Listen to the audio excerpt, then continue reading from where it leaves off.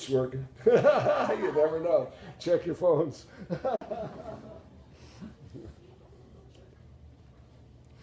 Good evening and welcome. Welcome to the Tsunami Books time capsule. The doors have been sealed and the space portals open as we blast into the past. So sit back and return with us to July 20th, 1969. The astronauts have landed on the moon. While on Earth, Michael Jackson is lacing up his moonwalking boots. And inside Ken Kesey's barn, the pranksters are capturing the historic event live. No, not Michael Jackson. The other one. Here we go.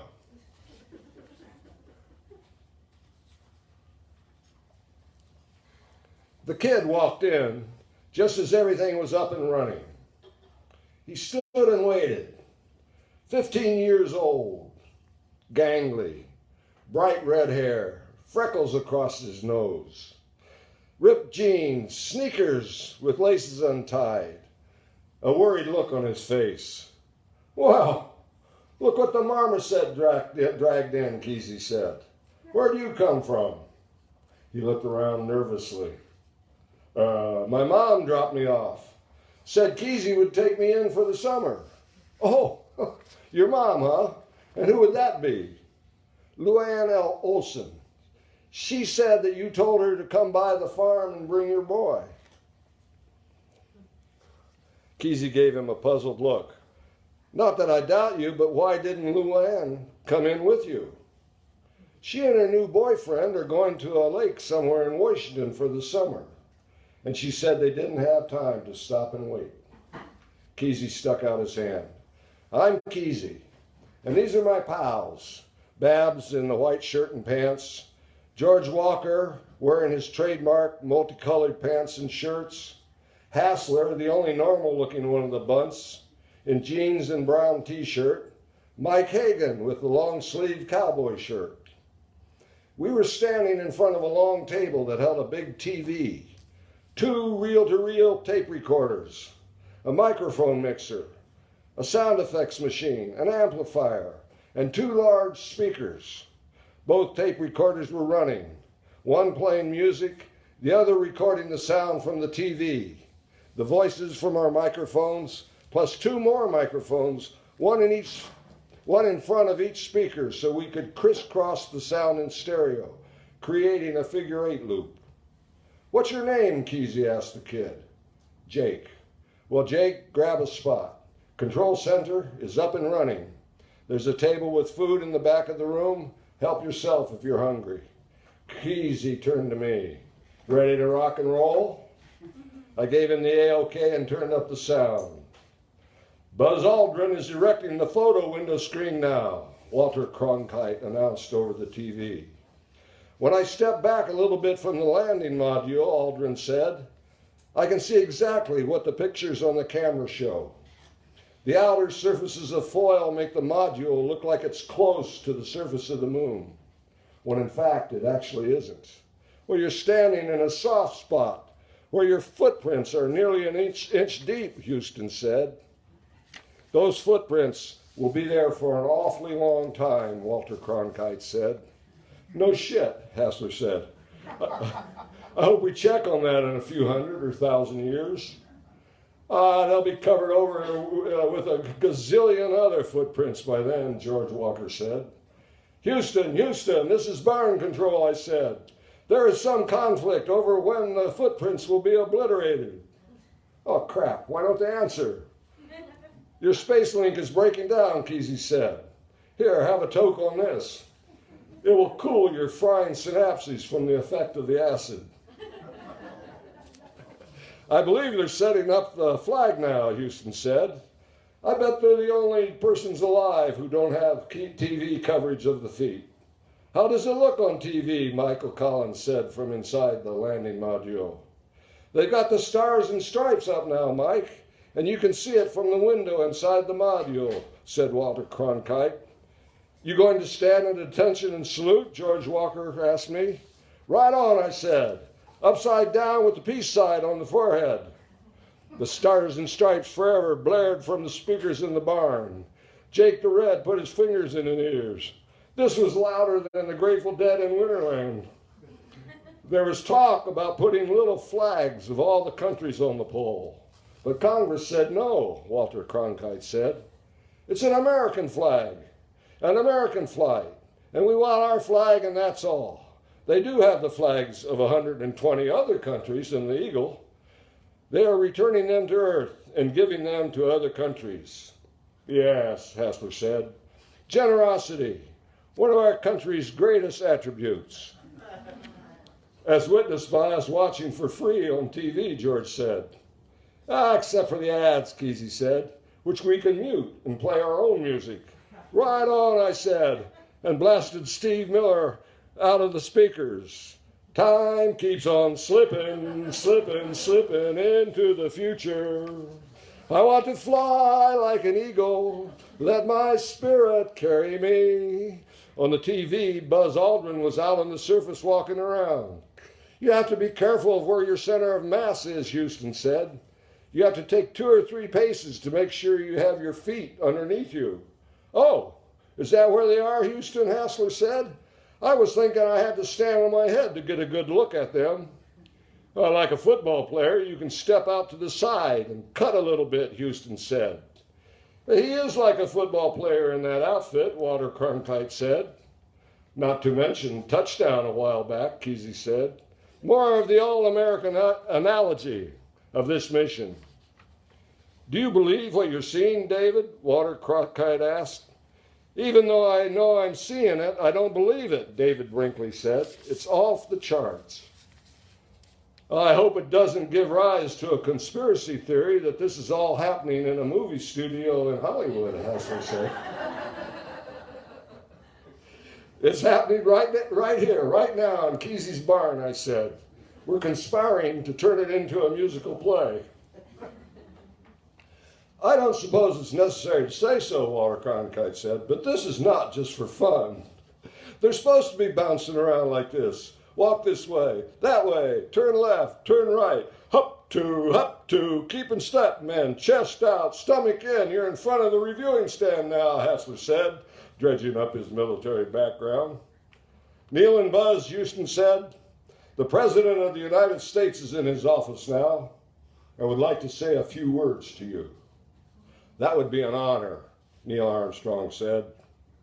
Neil and Buzz, I'm talking to you by telephone from the Oval Room at the White House, and this certainly has to be the most historical telephone call ever made. I can't tell you how proud we are of what you're doing accomplished for every American. This has to be the proudest day of our lives, and for people all over the world, I'm sure they join in too with me, emphasizing what an immense feat this is. Because what you have done, the heavens have become a part of man's world. And as you talk to us from the sea of tranquility, it inspires us to redouble our efforts to bring peace and tranquility to earth. For one priceless moment in the whole history of man, all the people of this earth are truly one. One in their pride in which you have done, and one in your prayers that you will return safely to earth.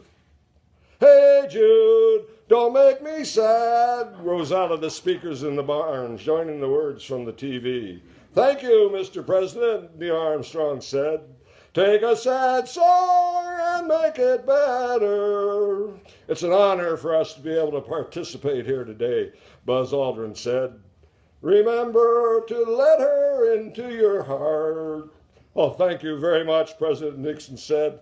And all of us look forward to seeing you on the Hornet on Thursday. Then you can start to make it better. Yes, yes, Hassler cried. We're all looking forward, onward and upward. The moon today, the stars tomorrow. With just a tad more of that LSD, George said. As above, so below, I said.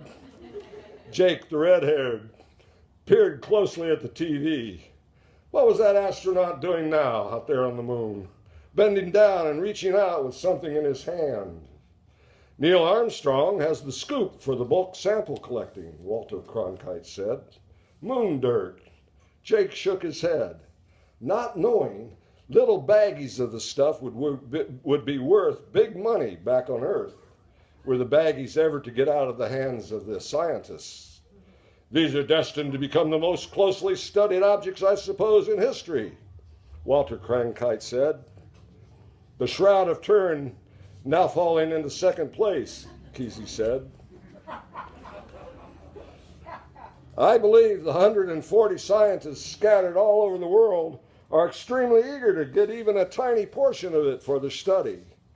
I don't know what color to describe it, Neil Armstrong said, other than an ash cocoa color. It appears to be covering most of the upper part of my boot, tiny particles. This is Houston, Neil. You're cutting out at the end of your transmission. Can you speak a little farther away from your microphone? Over.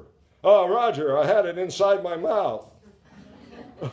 Over and beyond the call of duty, Hassler said. But what else could you expect from these heroes? Eating the microphone, George said. Do you get a medal for that? Sounded a little wet, Houston said. Ah, sweet badinage, I said. How totally American. Team palaver, even in the most trying of situations. Neil's been on the surface an hour now, Walter Cronkite said. Even on the television, it's interesting to see how black the astronaut looks when he is in the shadow, because there is no air to diffuse the light. So in the shadow, even though there is sunlight all around, it's pitch black. Whoa, Hassler said. Perspicacious analysis by our astute commentator. Hassler looked at me. See, I know big words too. We're all college grads here, Hassler, I said. Big words are the norm, even if you did get your degree from way below normal you. I went to the School of Hard Knocks myself, Mike Higgins said. And they never used any big words there. The heart rates of both crewmen are averaging between 90 and 100, Walter Cronkite said. Flight surgeons report they're right on the predicted number of the BTU expended in the energy of work, and he thinks they are in great shape. I look around, Neil Armstrong said. The contrast in general is completely by virtue of the shadows, very light-colored gray, with a halo around my own shadow, around the shadow of my helmet, as I look across the surface. The contrast of the strongest tendency of surrounding colors, still fairly light. The larger amount of shadowed area looking toward us, considerably darker in texture where we've walked, footprints in the terrain of this surface veil, a darker contrast rather than color. Jake the Red shook his head. Incomprehensible. Were those guys on the moon tripping? Or weren't they getting enough oxygen? Hassler and George were cracking up. I knew it, Hassler said. Neil Armstrong is a poet. Extreme free form. Just what you'd expect, free of Earth's gravity, George said. That's it, I said. 1/6 of our gravity, so mundane Earth descriptions are lighter weight, floating into heretofore unreached regions of the mind. Dull, plodding, mush mouth, hackneyed layers burp, bubbles erupt, pop-colored icicles melt hogwash into pure liquid words, Kesey said. Jake the Redhead shook his head. They're all crazy here. Neil is filling the bulk sample bag attached to a scale, Walter Cronkite said. While Babbs plays the Steve Miller Band through the sound system, George Walker said. Buzz is behind the LEM at the Minute Z strut, Walter Cronkite said. And Kesey is groping around behind the recording and playback array, fucking around with the sound effects box, yes, Hassler said. That's the landing, directly opposite the ladder, Walter Cronkite said. The toilet door is right next to the steps going up into the loft of the barn, Mike Hagan said. I'm now in the area of the -Y strut, Buzz Aldrin said. Kesey is about to stab the sound array table with a screwdriver, Hassler said. Buzz is making his way around the LEM, photographing it from various angles, Walter Cronkite said, looking at its conditions from all sides. Music boomed out of the speakers in the barn, repeating the words of a song with a delay that warbled as the reverb and vibrato kicked in.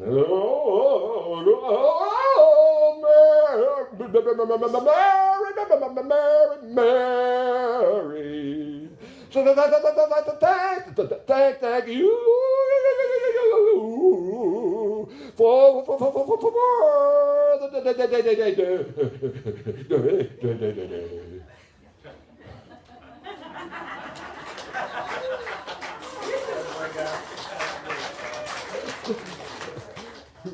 Thank you, I pontificated.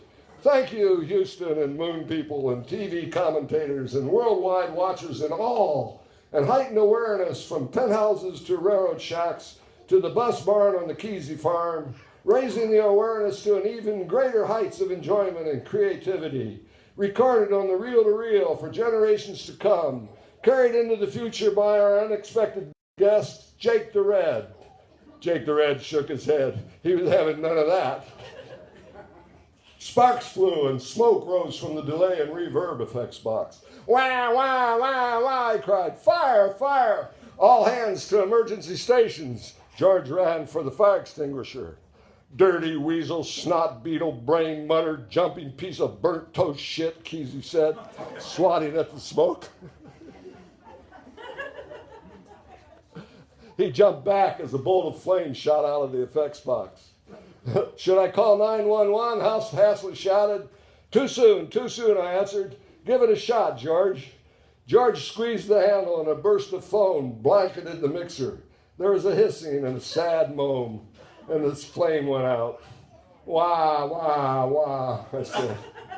Secure emergency stations. I repeat, secure emergency stations. The surgeon says everything looks fine, Walter Cronkite said. Yeah, but what did he say about the effects box, Mike Aiken said. Toasted, Kesey said. Neil Armstrong has been on the life support system for 2 hours now, Walter Cronkite said. Ah, poor guy, Hassler said. Let's hope they don't pull the plug on him. Not as long as he's breathing, I said. Where there's breath, there's life. And where there's life, there's hope, Kesey said. And we better hope this show ends pretty quick because we're about to run out of tape. The panorama is complete, Houston said. I'm not having too much success juggling these PSE experiments, Buzz Aldrin said. Just dump them in the slot on the LEM, Houston said. And hightail it out of Dodge, Kesey said. They're installed, the bubble is level, and the alignment appears to be good, Buzz Aldrin said. Okay, that's it, Hassler said. The tape came to the end and flipped around and round on the reel-to-reel recorder. A shrill ringing caught everybody's attention. What's that? Another emergency? Hassler cried. Oh, it's a phone, for Christ's sake, said Jake the Red. He walked over and lifted the receiver, listened and held it out. It's for you, Babbs. Hello? Yeah, it's me. Hi, Stan. Uh-huh. Sounds good. Sure, no sweat. Okay. See you there. That was Stan Goldstein calling from the hog farm, I said. Let's clean up this mess and pack our bags. We're going to Woodstock. So, stay attuned for the next chapter, Journey to Woodstock Nation, on the occasion of the 50th anniversary of Woodstock in the middle of August. Thank you all.